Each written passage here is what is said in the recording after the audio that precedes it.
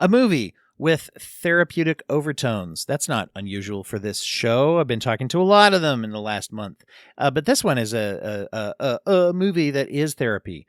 Overtoned? Yeah, it is about therapy. And this is something I'm really excited to share with you today as we get into that. Real quick, before we get into my interview here with Nathan Presley, as to plug our charity for this month and last month, we're doing a repeat of the highlighted charity is Kids and Art. If you go to kidsandart.org, just spell out those words out, kidsandart.org. You can learn more about Kids and Art, a California-based nonprofit that helps pediatric cancer patients and their families through arts, art education, art activities.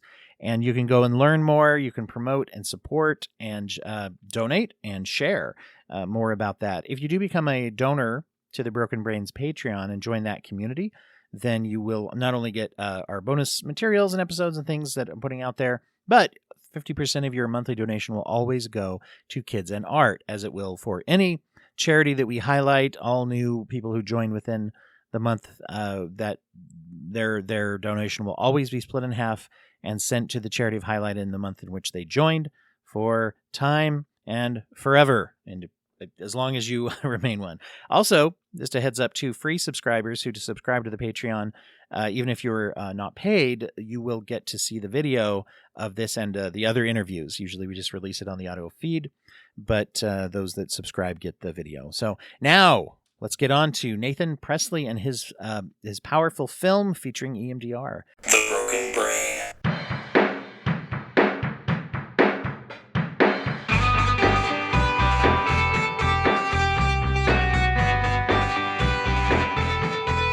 Recording in progress. Come on, Zoom. 3 clicks later, it finally tells us it's recording, but thank goodness it did, because there's no pretending that we're not.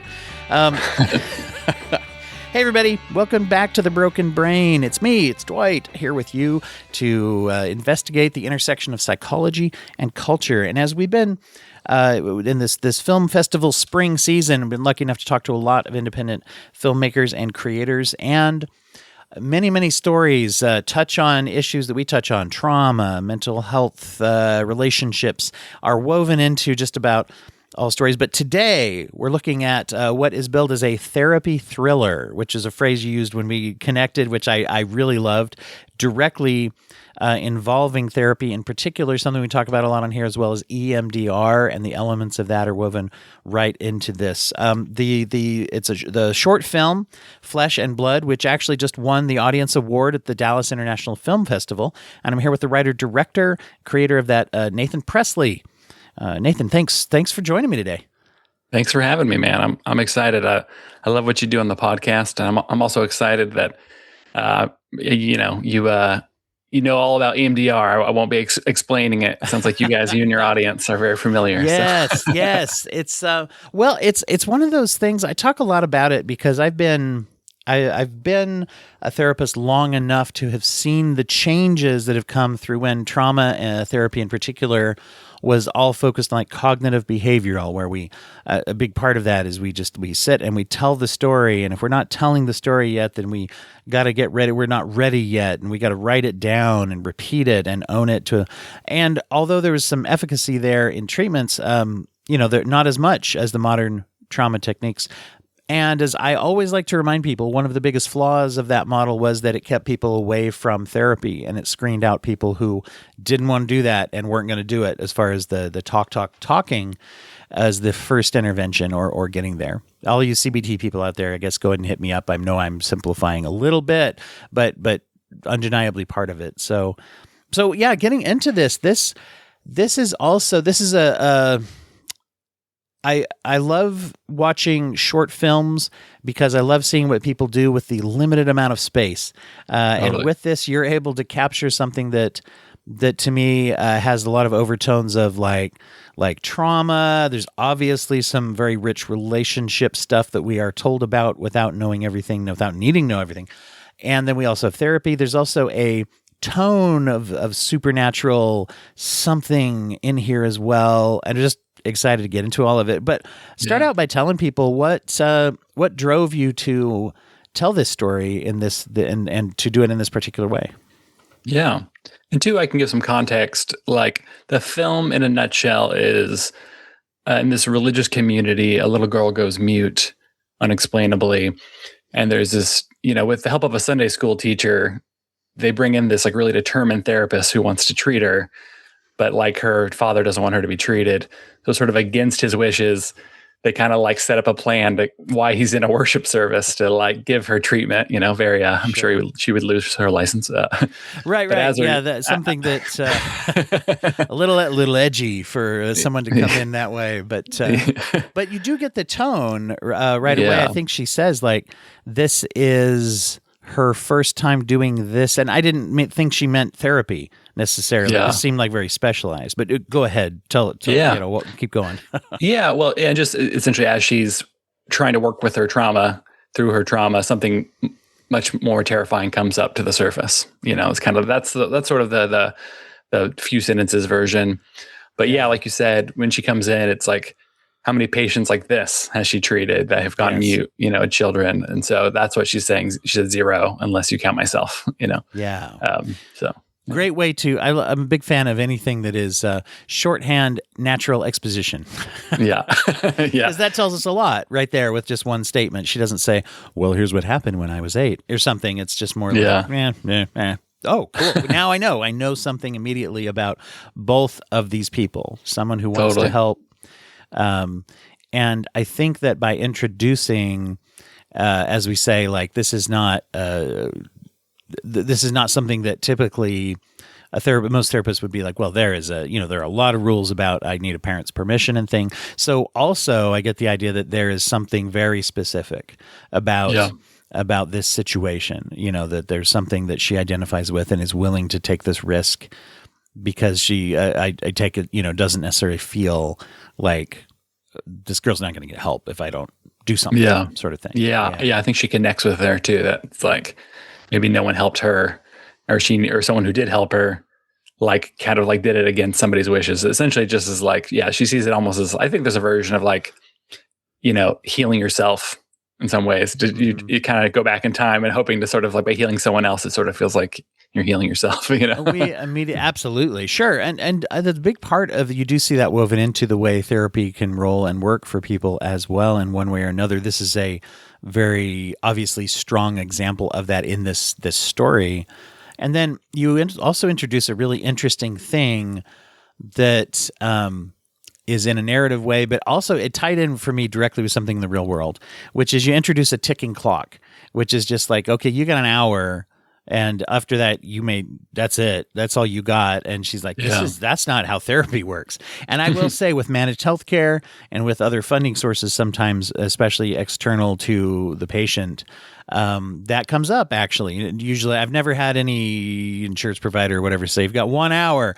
However, the question that you might find from sometimes third-party payees, sometimes parents of a child is, how long is this going to take? Are we talking? What are we talking? Weeks? Are we talking? And It's like the pressure on that immediately sort of takes us out of the context of the idea that the patient's needs are the most important. So 100%. that was very real, and then at the same time introduced a new line. Not only is there something weird going on with this kid and their life and whatever, it's also like you better. We look at the clock and it's like the session time is going by and what are we going to do? I thought was very interesting. Thank you. Yeah. I think, I feel like for so much for storytelling is like to take these real feelings, but heighten them into a pressure cooker.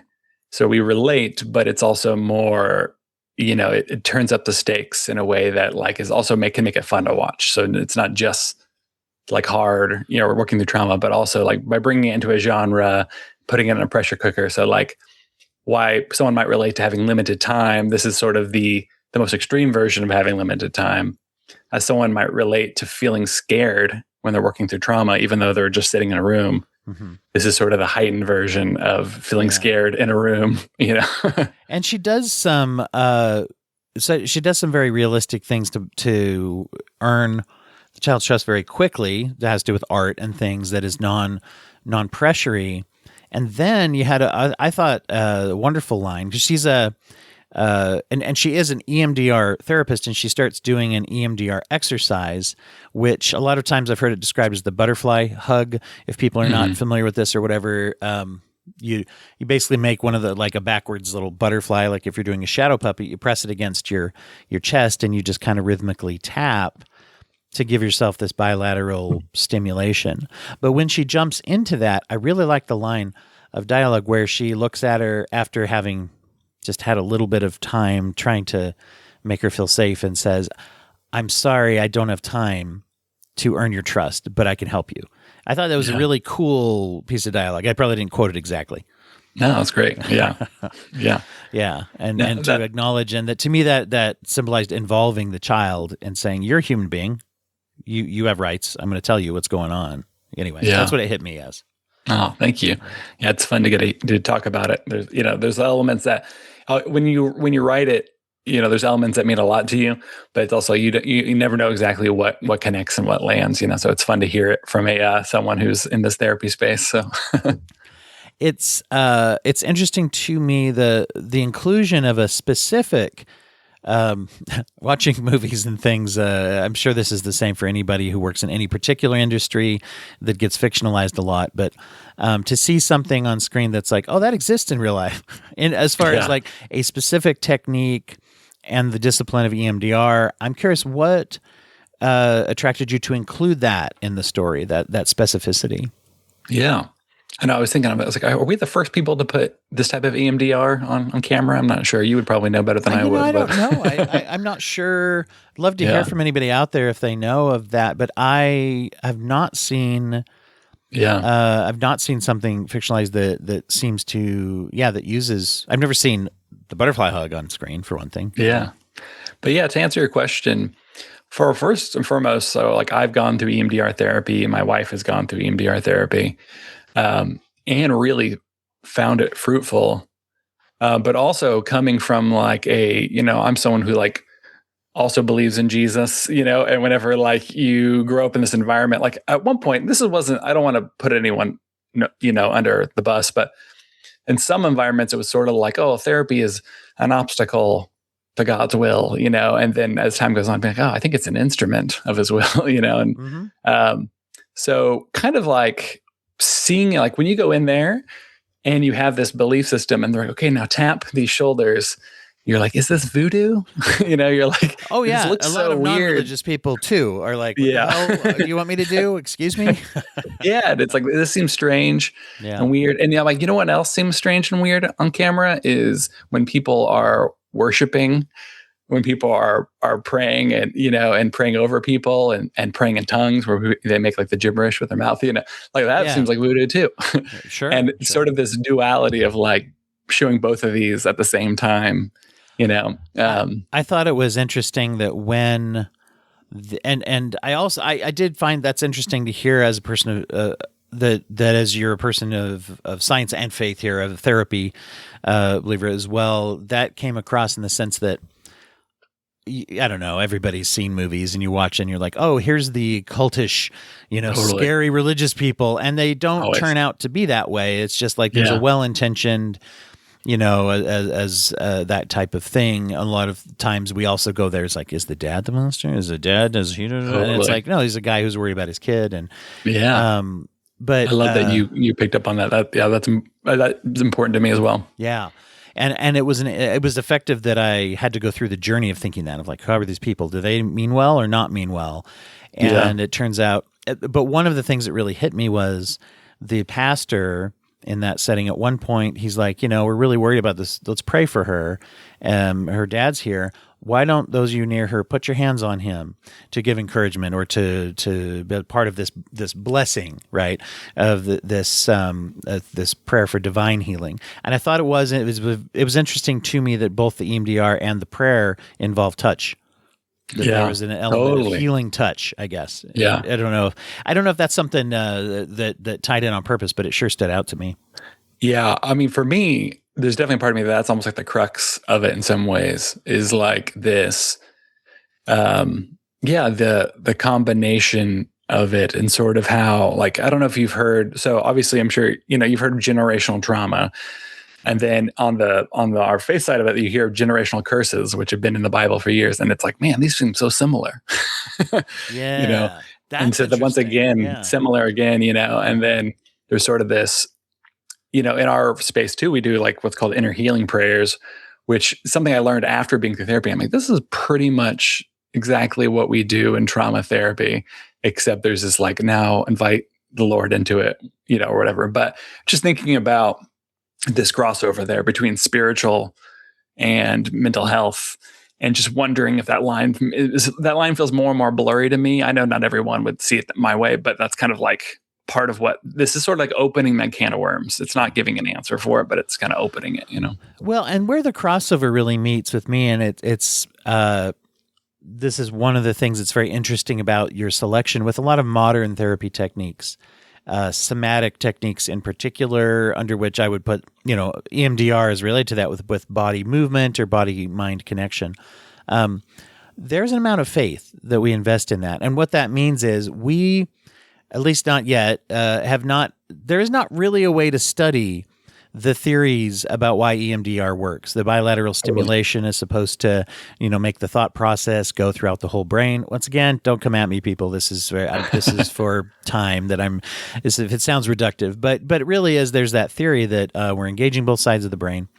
We don't there's ways they can kind of try to take a stab at that, but the thing is, when they talk about EMDR being a research-based therapy, the research is really done on the results. As far as the theories about why it works, we don't know that for sure. And that, totally. By the way, is true with a lot of like psychotropic medications. We can look at antidepressants and say there's somewhere, depending on the medication, there's some majority of time that it has an effect, and we think this is what it does in the brain. But they've just recently found that some of the things they thought it was doing, it isn't doing, but it is, but it still is showing work. Or even some of the exciting results again with ketamine. It's like we think we know what it's doing, but it is doing, So there's Totally. a little investment of like, especially at first, developing these things and saying like, I think this is working. Let's try it. And then we're going to try to figure out why. But so, the is it working becomes important. So there's a crossover there too. That's 100%. That's an interesting crossover. Yeah. Now, you go ahead. You were going to say something first. Oh, I was just thinking, I'm assuming your audience is probably already fairly on board, but if anyone has not heard, like if anyone is, I will just say as someone who went through EMDR therapy, super skeptical, it was amazingly effective for me and for my wife. My wife has been through a lot of stuff in her childhood. And I wouldn't say it's like this. Yeah, it's not like, this, like anything. It's not like this perfect cure all, but man, it's like sometimes you're like, you can't find the thing that's what's causing something. And it was just amazing how in like a short session, not for everybody, but for me, a short session, like something like a memory that I almost had forgotten comes up to the surface and is able to be worked through. And, and then even just seeing real world like results from that, Sure. I always never want to promise a perfect bow on anything, but I am, we're definitely fans of it, so just one of the things for it. And one of the things I think is, and as people know on here, I'm a big fan of the EMDR and EMDR techniques, as well as IFS as a new internal family systems. And some of those techniques, they both help to verbally process events, to process memories or things that have happened. And they also help with the symptoms and the reduction in the acuteness of the anxiety. And the interesting thing is that they seem to do both, even separately. So in other words, when people, to me, one of the big advantages, and when people are like, I am not feeling ready to talk about a thing, or to some extent, if my acuteness of anxiety goes down, I then can make a choice. Maybe I still don't want to, but people can still get results without that. And then what I notice is most people, if they're doing these kind of exercises, they still like to talk about things, but getting the anxiety, that's why I call it the acuteness of that down, allows me to go there because it's not triggering panic attacks whenever I talk about it. And so that helps to process. So there's a lot of ways that we do this. Now, to say, is it as accelerated as like, boy, we're going to start this exercise 45 minutes into the hour session before someone comes in here and throws me in jail for talking to their kid or something. obviously probably not quite that accelerated, but it is an accelerated form of therapy that it does have results faster than talk therapy alone. So that was another thing that keyed in for me, was that, Totally. the rapidity or is one of the hopes, right? Yeah. And I think that's a part of why, like, even in this story, it's like my own experience of it was like, okay, I'm sitting in a room with a nice person. And now that we're halfway into this, my heart is racing.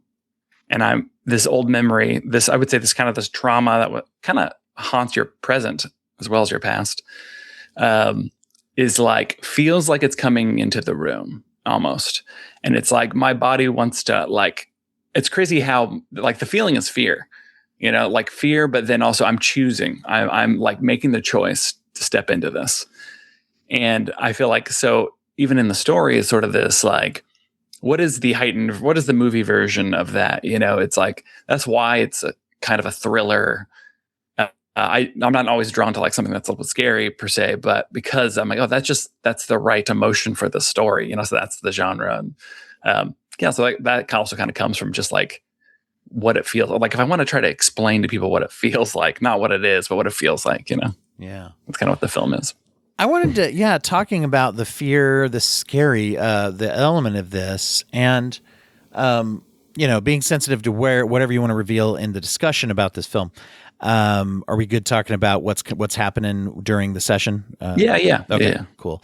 We are seeing a literal type of, like, it gets dark, and you use one of the things that personally for me scares me even in previews for movies, which is the lights darken and a silhouette appears that you don't see, of an image or a person or something that you don't see when the lights are on. And that, to me, there's been several times when I'm watching a commercial or preview for a movie and they'll do that thing where they turn off the lights and all of a sudden the hallway light is backlit of some person who's not really there usually. And there's been times where I've been like, nope, I don't think I can watch this preview alone. So you use that very effectively to where there's some being and we literally see a hand, we see a shape, we see, there's a monster that is all of a sudden in the room with us. And for me watching it, there's this little part of me that's like, is this a metaphor? Or is this a thing that's here? And what's the difference? That's where I started to go. And I wanted to ask about the role that the monster is playing and whatever you're willing to tell us, of course. Yeah, totally. I mean, I don't know that I have a great answer for that per se. I might change depending on how I'm feeling, if whether something's real or a metaphor. I think that like you're talking about the lights going on and off and how seeing the creature and then not seeing it when the lights are on. And I think for me, a part of that is like, even when for me, it's like when we're doing EMDR therapy, my eyes are closed most of the time. Occasionally you open them and you're in a room and everything's fine, everything's normal. And then you close them and now you're kind of back in it. And so it's sort of the, like, how do I take people along on that ride as well in a way that makes sense for a viewer? So I think that's kind of a part of that. And I just, similar to you, instantly bothered by seeing a silhouette in a dark room. Right? It's like, whoa, hold on. Yeah. A 7'1" at that. Yeah, exactly. Very big figure. And we see a snarling image. We see this. And at this point, if I remember correctly, she hasn't talked for 3 years. So there's some indication that something happened 3 years ago. Yeah. Right? And the thoughts I was having is I'm thinking, like, is this a metaphor for the internal pain and stress and trauma, or is this a literal haunting, possession, monster presence that is there? The first thought I had was kind of like that either one of those is still real. Totally. Right? Yeah. That's good. Very good. Yeah, I think exactly. All the above. Another thought I have on it, we go into the therapy side, we go into the also like the spiritual side. So with a verse, the pastor is reading is Ephesians 6:12. It's our fight. It's not against flesh or blood. It's not against people or humans, but it's against the spiritual principalities. So if you're a Christian, you could say he's saying it's against like monsters or demons, or a Christian would say demons too, I think. But So the sort of this idea that it's not against humans, it's not against people. And I think a part of what the film is trying to do, or maybe this is in hindsight, but is like, okay, who's the villain? We walk into this room. Oh, is this little girl going to be possessed? Okay, no, she's not possessed. Oh, the pastor. It's got to be the pastor. The church is wild. And they're like, oh, maybe it's not the pastor. It's the dad. It's a very, what's the word, evangelical or very active type of, people up and cheering and involved. Yeah. It's that, I think, is evangelical the right word? I think so. Maybe even is it Pentecostal? Is that more? Kind of that vibe to it, right? Yeah. Where there's a very active spirit investment in that energy. Yeah. Yeah, it's not very stoic. But it kind of it goes down the list, if you're like, is this the villain? Is this the villain? Is this the villain? And then you're like, oh, I guess it was none of the people per se in here. I guess it was, is it a haunting? Is it a demon? Is it just trauma? Is it not? Is it a figment of imagination? And so I think there's a part of that of being like, there's a spiritual side that I actually believe in. And there's also this other side of the coin where I was like, man, when I was started going through therapy, first I was like, oh, I see. It's my parents' fault. And I think that's where a lot of people quit. Yeah. They're like, I got it. And they quit. And I think what I would encourage people to do is don't quit there, stay in there.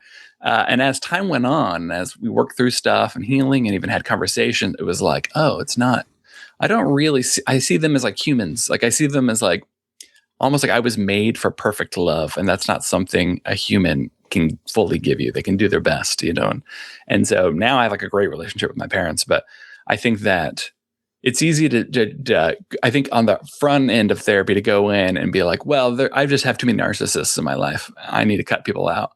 And there could be some of that, but I think that is the first thing that's easy to go to. And I feel like often a lot of this is not so much as like human beings are not your enemy. I think very often I feel like it's something else going on. Yeah. No, it's a great point. And when you look at sometimes the way we try to help or the way we try to comfort, there can be friction between that, too, of like, oh, we're trying to do our thing over here and the therapist is doing this. Yeah. One of the lines or one of the, if the story were to progress, right, or if we're to, well, I don't know, what am I trying to say? If we were going in a place where we're going to learn, not to be spoilery, we don't really, there's not a definitive statement of whether or not this is a real monster, like a personified threat. But I will say the wondering was so kind of wonderful and like this delicious wondering of what we're watching. And a couple of things that I thought were cool that sold it is, number one, you've got the protagonist in the form of the therapist. She has reactions that you really could interpret either way. It's like, to me, as I'm watching, it's like, I think she's seeing the darkness and the monster. And then I'm like, or is she reacting because of the empathy that she's having for how much pain this little girl's having? You could make a case for either way. And then in the very end, the line that we hear is she's helping because she can see monsters too. And once again, what does that mean? Does that mean like, yeah, we got it, it's a monster, and that's what we meant really when she said a case like this? Or is it like, no, she gets me, I understand that I'm scared and she gets it. And the girl delivering the line, I don't even know if she necessarily knows the difference. But anyway, there was enough there that was like, yup, monster, and also yup, metaphor. I don't know. I just found myself bouncing, which I found as a viewer very enjoyable. Oh, thank you. Yeah, I've often felt like maybe some of the church needs is to be aware of. There's actually like, let's say trauma monsters, and then maybe perhaps what some of the more like psychology forward people need to maybe also see is like, oh, maybe there's like something like spiritual. Maybe there's actually like something spiritual going on. Mm-hmm. And maybe there is a spiritual monster, and it's kind of like, so it kind of puts both on the table, Mm-hmm. And of course, as a therapist, I think that ideally, we come into it and are ready, we meet people where they're at, and there's a fine line between saying like, is someone experiencing, as you put it, like therapy can look like, kind of a mystical, magical woo-woo. Then again, from the outside, faith, can look the same way. And it's like, is there a difference? Is there a fine line somewhere in there? Does someone comes in and says, oh, I think that I'm being followed around by secret government agents. And there's a certain amount of like, well, they either are or aren't. And Yeah. those would match symptoms of maybe schizophrenia or a psychotic delusion or a break from reality and all that. Yeah. But then again, what if someone says, oh, I can see angels that not everybody can see. And these are visions and sometimes they bother me. And once again, symptomatic. But are there people out there that are like, yeah, no, I've had religious visions and religious experiences. And do I show other signs of, is it dangerous or is it this or is it that? How do we approach that? And that's, I think, a question therapists have to kind of weigh out is what's a belief system versus just dismissing. Yeah. In movies, I think of these two examples. One is The Sixth Sense, which is, of course, one of those movies where the therapist is like, oh my gosh, this is ghosts. Yeah. Spoiler, I guess, for The Sixth Sense, it involves ghosts.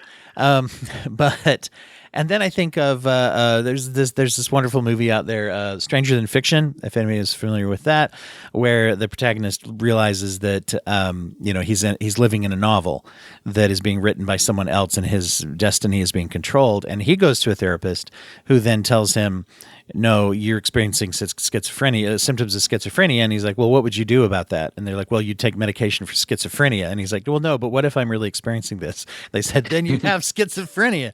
Anyway, so you see both reactions there of like kind of all in one way or the other. And in reality, the reason I found the not knowing so intriguing is we don't actually get to know all of those things for sure. We only know what we believe. Yeah.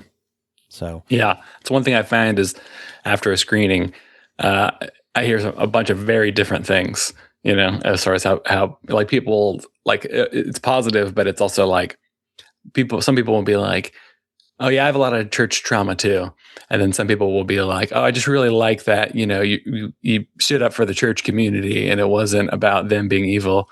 I'll hear both, or it's like, oh, it was just a ghost, it was a demon, or a monster. And then they're like, it's demonic. It's like, oh, it's in their mind, it's kind of, it's fun to hear how it's a little bit of a Rorschach test, How much of that is something that you shoot for when you're making a story like this? Do you look for something people can project onto and interpret? Is that something that you think about as you're writing and directing? It's a good question. Here's what I find. The more I try to control it and know where I'm going to some degree, the less I like my writing. And so in some ways, I almost feel like I have to throw stuff out and almost like, for lack of a better word, write on faith and be like, okay, I'm literally just typing. And I'm going to try to follow what interests me in this very second of the script. And I do like having conclusions to some degree, like some level of like, this is over. But I will say, I think I've found that if I strategize too much, it feels a little forced, or it feels a little like preachy or cheesy, and so I think lately that's kind of a newer thing. It was on the script was kind of like trying to just, all right, what's the next thing? And then you can always go back and edit. But so I wasn't trying to give a Rorschach test per se, but I think it's also maybe about where it's similar to where I land on it. Like, what do I like? My own experience is like, I think that there's something here. There's some crossover here that is not really being talked about, or there's not really words to talk about it. Mm-hmm. And that's kind of what the film kind of gives you as well. It's like, I think there's some crossover here with some of this like psychological, spiritual stuff, but I'm not quite sure what to think of it. So it sounds to me like you're kind of finding the ambiguity. It's not so much like you're building that in order to elicit a projected response or give people that, as much as you are saying this makes the story better. And then when people do watch it, they're going to, am I interpreting that correctly? That sounds right. And I think, especially with the short too, that's one of the biggest things. I'm like, man, you just can't waste a second. You really got to keep it moving. And so I think with a feature, you might kind of like land a few more planes in the process. I'm essentially in the short, I'm just trying to land as few planes as possible to still be satisfying, Yeah. I do think sometimes we can get lost in the desire to know too much. And that's of course important for some genres and things, but sometimes just to have thought-provoking and enjoyable. And I'm noticing that as I do interview creators and artists and filmmakers, usually it's when they have a drive for a story that it becomes the most applicable more than again and again I hear that from people that it's like, well, I wasn't trying to make a specific point. I was just telling a story, and then the story gives people an opportunity to take a point from it, that oftentimes represents, I think, where we're at. I heard somebody a long time ago say that movies are the dreams of society if they're made well. They're the collective dream that we're all having, meaning we're all going through a thing. Here's the stories that are pertinent to the time, and that's sometimes where you see genres come in and out of popularity. It's just that's kind of a philosophical theory, but that we tell the stories we need to tell, I guess. That's good. I like that. Is this a story we may that you would want to visit in a longer format? Is this something that it's like this might be a feature someday? Absolutely, yeah. So even in this short, I was working on the feature, and I was writing out a scene, and I was like, man, this could almost. At first, I was like, thinking about a scene that could be the first opening 10 minutes, and then you have the title card and the film begins. But as I was writing, I was like, this can almost be a short unto itself. And I'm like less of a strategy, marketing, networking guy, and more of like all my success has come from like making something and then showing it to people. And so I'm like, I just love to make films, and I'm like, I could actually maybe make this sooner rather than later. And that alone would also probably help, once we have a feature version of it as well. So yeah, definitely a feature version of this in the works. Is there a way people are going to say, if someone's not at the festivals, it's going around to some, you're doing festival showings and things currently, right? Yeah. If first of all, I was going to ask kind of where are people going to, where is this popping up? And then is there going to be a way down the road, do we know yet where people might find this or where they can follow to see where that might happen if you have places to follow? Absolutely. Yeah. So on my Instagram, just at Nathan Presley, there's one of the links on there is for Flesh and Blood. So if you click on that, it takes you to our page. And the very first thing is like, you can put in your email address here and you'll get early access to when the film is live online. So it will just be emailed directly to you. Oh, great. Like a private link. So once it's like it's still in the festival run. So it won't be sent out right away, but if people sign up there, that way they can set it and forget it. And then they'll get a link sent to them. Oh, nice. Yeah, see, that's great. Especially with short films, I find people with feature ones, once in a while, people can even almost kind of forget, and then they'll see it pop up and go, "Oh yeah, that's right. I heard somebody talking about that on that guy's podcast or wherever," and because it might be something that's on VOD or whatever. And shorts don't always get that highlighting and distribution. It seems like so. I'm always interested where to find them. Especially after I see them and I have so many people I want to say, watch this. It's like, totally. If it's on Vimeo or YouTube or somewhere or wherever it ends up being, that kind of thing. Yeah. So good. That's a great, I like that. Not all people have that kind of opportunity or a feature that's where they can do that. That's really cool. Thank you. Is that the best place for people to go to follow you and your work is just following you on your Instagram? Yeah, it is. I'm very active on it, and all my work goes on there. So from my commercial work to my story work, it all kind of goes up in there. It's a good way to stay updated and stuff. And, in a nutshell, like what I feel called to make is like stories of light in the darkest places. I think that there are stories of light in light places that are not, a lot of those exist. And I think for me, it's like, I think if you really want to tell a story about light, you got to also tell a story about darkness, and so that's kind of like no matter the genre. So whether it's a thriller or it's a love story or a crime drama, whatever it is, that's kind of what I'm drawn to and kind of like what me and my team are sort of working towards is just more of those, so. That makes sense because you need, that seems like that's where we need light is when things are dark. Yeah. And I do see, you're right. There's a lot of stories that are kind of like, maybe they're designed to be feel good, light in light places. And then I find that there's a lot of stories that some of which are very good, but are designed to be bleak, that are dark and dark, kind of thing. Totally. And people love them. And I totally get that. It's funny. I've been going around to lots of festivals and I often get put essentially into the horror category or the late night category, which is essentially like horror or blood or, scary. And And when we do the Q&A, I always feel like that's where the uniqueness is. I'm like, everyone's like, oh, it's just a story that, really gets you and scary. And I'm like, oh, kind of my takeaway from my stories is like more like maybe hope, Yeah. Yeah. But I know everyone's different, and I think that's great. But that's kind of been one funny thing is to be, I'm like, I'm watching so many other horror shorts because you were in this horror block, Right. Which, once again, sometimes that's even the hook, is something that is, I think I see in the horror space. Obviously, we're seeing, a lot of those in the mainstream horror features that are being used as a genre and a format for different messages, and including hope, that we're seeing things that end, whereas traditionally a lot of horror ends with, it's like, well, that ended and we're sad or scared and it ended badly for everybody, which is a different choice and obviously a different goal.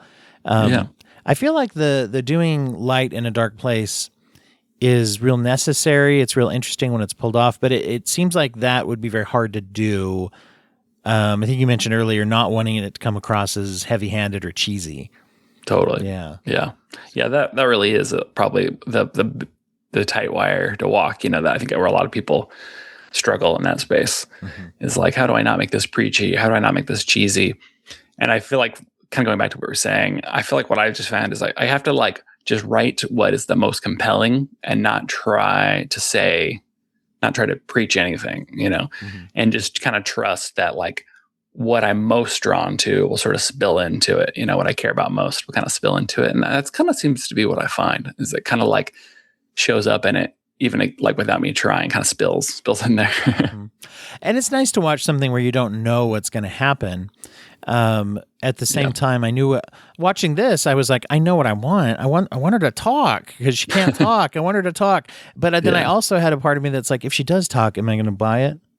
Totally. And I thought you landed it, by the way. Thanks. But yeah, that was I started to think that, like, if she does talk, am I going to believe that in this hour you crack this nut? And how are you going to sell this if she does? Because I know there's a non-zero chance it's going to work. Then of course it might not if it's that kind of direction we're going. And so once again, I loved playing around. I got into it, but hard to execute, to be like, and maybe this is an inside baseball kind of therapist approach too, but there's so many things.